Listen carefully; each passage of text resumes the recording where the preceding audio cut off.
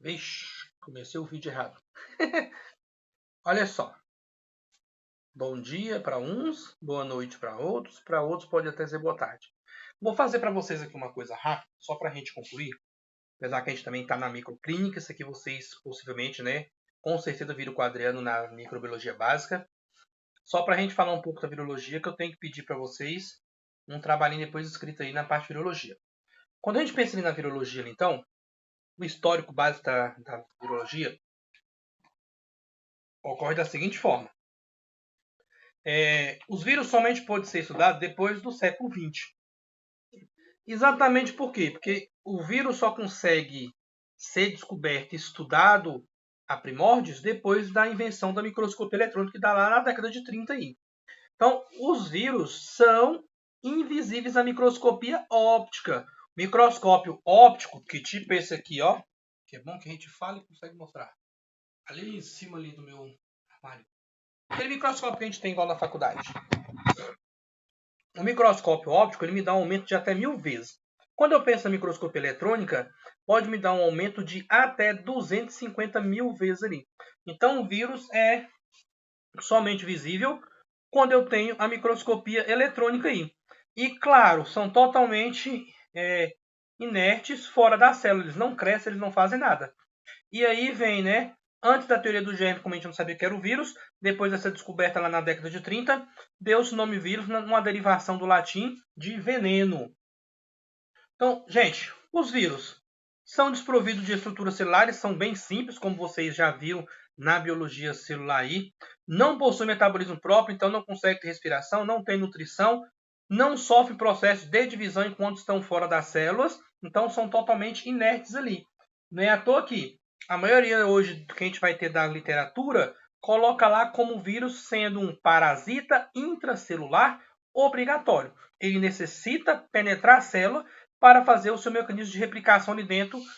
Caso contrário, ele não consegue ter o seu sucesso evolutivo. E claro, são totalmente ineficazes os antibióticos aí quando frente às doenças virais.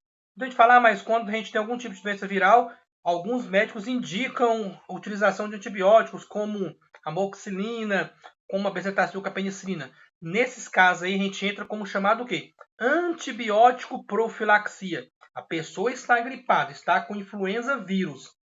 Então eu já sei que ele está com uma doença viral. Por que vai dar uma benzetacil, uma penicilina? Exatamente porque, além dele já estar com essa doença viral pelas vias respiratórias, pode ocorrer de uma bactéria também, como causador secundário, acabar se instalando ali. Então, para a gente evitar problema, a gente entra com antibiótico. Mas muita gente acaba confundindo e achando que antibiótico serve para combater virose. Não serve. Nós não temos medicamentos para combater essas viroses. Não tem medicamento para eliminar o vírus. Nós temos chamados antirretrovirais. Isso a gente vai ver no futuro, mais para frente um pouquinho. Então, esses vírus têm o quê? Uma organização estrutural bem simples, como eu vou estar falando para vocês rapidamente, e a sua variação de tamanho.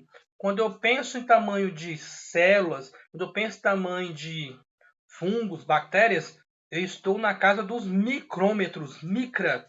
Quando eu estou pensando na parte viral, eu estou na nanotecnologia, nos nanômetros aí. Então, os vírus vão ter uma variação de 20 a 300 nanômetros. Não é à toa que a gente tem um desenho estrutural aqui, um esquema simples. Olhem só o primeiro desenho no canto superior à esquerda aí, como se fosse um desenho esquemático de uma hemácia.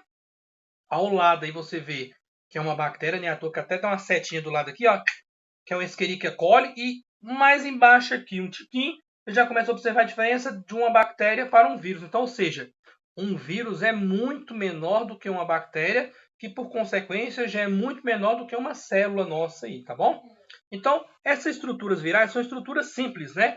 Então, tem lá meu virion com seu ácido nucleico, com capsídeo, capsômero. Alguns vírus são envelopados e outros não têm a presença do envelope. Aqui uma coisa importante quando a gente fala em coronavírus, Covid-19. O coronavírus é um vírus com presença de envelope. Essa é uma vantagem que a gente tem, porque esses vírus, quando ele tem a presença do envelope ali, o álcool consegue agir sobre ele e eliminá-lo. Se o coronavírus não tivesse um envelope, seria mais complicado, porque o álcool não iria conseguir neutralizar esses vírus aí. Então, ou seja, A gente teria ainda um problema muito maior como consequência. E, claro, eu estou falando aqui alguns exemplos aí, ó.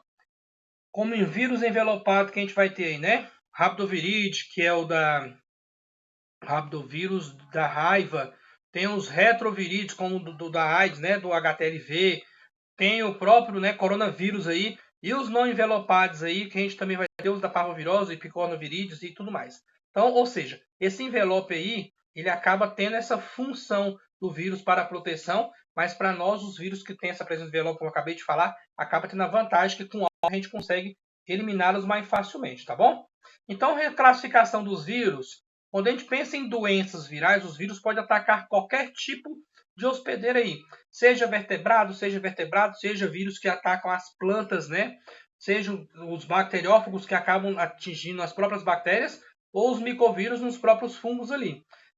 Hoje em dia, uma coisa que está dando muito dinheiro para quem quiser terminar a sua biomedicina, né, e pensar numa parte aí de pós-graduação como mestrado, observe o que eu vou falar agora e decore isso aí para ganhar dinheiro. Vírus de planta. Nós temos muito problema hoje aí com os vírus que atacam principalmente aqui no Brasil a soja, café e algodão. Então, quem estuda nessa área aí vai ter um sucesso aí financeiro muito bom e com um retorno rápido. E aí os vírus podem apresentar três formas, três simetrias diferentes aí no seu capsídeo. Tem as formas helicoidal, que ele parece aí como se fosse uma espiral. Tem essa segunda aí, que é a forma icosaédrica, que uma boa parte dos vírus acabam apresentando essas formas icosaédricas. Ou tem aquela forma mais complexa que a gente já costuma ver muito em filmes aí, em novelas, em Rede Globo da vida e nos Fantásticos da vida, quando vai falar em Globo Repórter. Então são as três maneiras que a gente vai ter. E claro, muita gente acaba confundindo. Espero que vocês não tenham essa confusão quando eu for falar agora. Vírus não é apenas de RNA. Eu tenho vírus tanto de RNA, eu tenho vírus também de DNA. Depende do tipo do vírus, depende do tipo de doença que ele vai provocar. Também sendo ou fita simples ou fita dupla. Então, pelo amor de Deus, não vamos confundir essa parte aí de jeito nenhum. E aí, claro, eu entro no quê? Nessa replicação viral. Já que o vírus é inerte fora da célula, ele precisa ter o seu sucesso evolutivo quando ele estiver dentro dessa célula aí. Então, o vírus só vai ter o seu processo evolutivo aí, né? Seu sucesso total quando ele tiver o seu processo de aplicação. Para essa replicação, o que ele vai precisar ter? O quê? Penetração em uma célula hospedeira. Ou né, vertebrado, planta, seja lá o que for. Ele vai precisar disso aí. Por quê? Porque uma vez o vírus dentro dessa célula infectada, né, como já falei, falando novamente aqui, parasitas intracelulares obrigatórios, ele lá dentro vai fazer o quê? Vai pegar o seu material genético, né, e vai se ligar ao material genético. Vamos pensar no nosso caso aqui, ao nosso material genético, nosso DNA, para fazer a produção das proteínas que irão formar uma nova cápsula viral. Então, ou seja, aí ele vai estar com um replicado dentro da nossa célula, ele vai sair da nossa célula e vai infectar novas células em seguida. Então, como é que esses vírus podem fazer as suas vias de penetrações aí? Pode ser através da pele, pode ser através do trato respiratório, gastrointestinal, geniturinário, né? Aqui está até DST, na verdade, hoje é IST, desculpa aí o erro, acho que deve ter sido o corretor, foi... ou mesmo por forma da conjuntiva ali.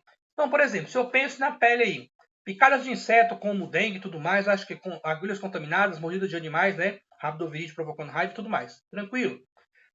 Trato respiratório. A maioria das doenças virais costumam ocorrer pelas vias respiratórias, o que para nós é uma complicação muito maior. Né? À toa que a gente está vivendo aqui hoje, né? Em 2020, aí, pensando aí nos casos do coronavírus. Eu também posso ter como no trato gastrointestinal, como rotas virosas, que é muito comum em criança aí. Rotavírus é uma das doenças virais que mais preocupa aí crianças com menos de 5 anos de idade. É um dos fatores de maior mortalidade aí em alguns países, principalmente na África, na Ásia e tudo mais. Trato geniturinário, né, as IST da vida, os HPV, HIV da vida, ou mesmo pela própria conjuntiva, né? A gente pode ter os casos do enterovírus, os herpes vírus, que acabam fazendo isso aí. Então, o que ocorre? Para que o vírus tenha o seu processo evolutivo, ele vai precisar penetrar a nossa célula e aí vai se dividir em 6 etapas. Essas 6 etapas que a gente vai ter aí, a gente vai falar elas rapidamente aqui para que vocês consigam entender. Primeira coisa que vai ter que ter é o quê? O processo de adsorção. O que seria esse processo aí? É exatamente o processo que eu vou ter de quê? Da ligação entre proteína presente na superfície do virion desse vírus com receptores das nossas células ali. Então, o vírus, ao contrário de doenças bacterianas, a gente tem que entender isso. O vírus, ele precisa de uma célula-alvo. Então, o vírus, ele vai ter essa célula-alvo. Então, eu não vou ter, toda vez que eu penso numa doença viral, como, por exemplo, hepatite. Toda vez que eu penso em hepatite, eu já sei que hepatite vai estar fazendo o quê? São vírus que conseguem se ligar aos nossos hepatócitos. Se eu penso aí no influenza vírus, né? O vírus da gripe, eles vão conseguir se ligar onde? Nas nossas células das vias respiratórias. Então, eles são células que têm que ser essas células-alvo, ao contrário de bactéria, como a gente até estudou anteriormente. Quando eu penso em uma bactéria muito famosa e muito conhecida aí por todo mundo, Staphylococcus aureus. Essas bactérias não têm uma célula-alvo, muito pelo contrário. Aonde ela conseguir se instalar no organismo do indivíduo, ele vai conseguir provocar algum tipo de doença. Então, quando eu penso em Staphylococcus aureus, ele pode estar presente numa infecção de garganta, numa infecção de ouvido, numa infecção gastrointestinal, em uma ferida no pulmão. Então, onde ele conseguir se alojar, para ele está perfeito. No caso dos vírus, não. Eles vão precisar dessa célula-alvo. Então, ou seja, depois que o vírus teve esse processo de adsorção, de ligação nessa célula-alvo, aí sim ele vai começar a ter o seu processo. Esse processo vai fazer o quê? Ele vai, já ligado, precisar se penetrar dentro da célula. Esse processo de penetração ele vai se dividir em três formas. Ou pode ser de forma direta, ou a translocação, ou a endocitose. Veja lá. Essa forma direta que a gente chama, em alguns locais vocês podem ver em literaturas que vai estar assim, penetração por injeção. Por que a gente chama penetração por injeção aí? Vou passar aqui, mas depois vocês dão uma olhadinha direitinho aí. Que eu passei aqui, porque aqui está tudo escrito bonitinho. Eu vou passando aqui para me explicar. Por que a gente chama essa penetração por injeção? Primeira coisa que eu falo para vocês. O desenho esquemático aqui de uma célula que vai ser infectada e o desenho esquemático de um vírus. Lembra que eu falei para vocês lá? Se a gente colocasse o tamanho estrutural ali, né, da proporção correta, o vírus ali você nem conseguiria enxergar, porque ele é muito menor do que uma célula. Não é à toa que ele consegue penetrar pela membrana dessa célula sem romper. Então é só para que vocês entendam. Então o vírus não vai ser desse tamanhozão. Mas olha lá o que a gente vai ter aqui no vírus. O que ocorre aqui? Eu tenho o vírus que ele vai se ligar, essa célula-alvo. Depois que ele se ligou, ele vai conseguir, por isso que a gente chama de direto ou por injeção, como se estivesse penetrando aqui uma agulha e jogando o seu material genético viral. Pode ser o seu DNA, pode ser o seu RNA. Depois que ele colocou esse material genético para dentro da nossa célula, esse material genético do vírus se liga ao nosso DNA e engana a nossa célula, fazendo com que a nossa célula, ou nossas células, né, para ser mais sensato, infectadas, façam várias cópias virais. Depois que esses vírus tiver várias cópias ali, o que eles vão fazer? Eles vão romper a nossa célula e estão livres para infectar novas células em seguida. Quando eu penso na penetração por endocitose, o que você vai ter aqui? Após a ligação do vírus receptor, então vai ser basicamente uma coisa, só que aqui vai provocar um processo de quê? De invaginação. Quando esse vírus consegue se ligar aqui, ó.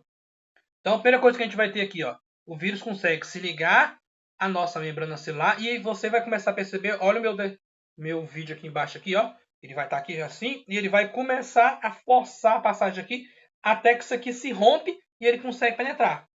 Depois que ele penetrou, ele libera ali o seu material genético e ali está feito para ele continuar o seu processo ali. E eu tenho um processo de penetração que é através do processo que a gente chama de quê?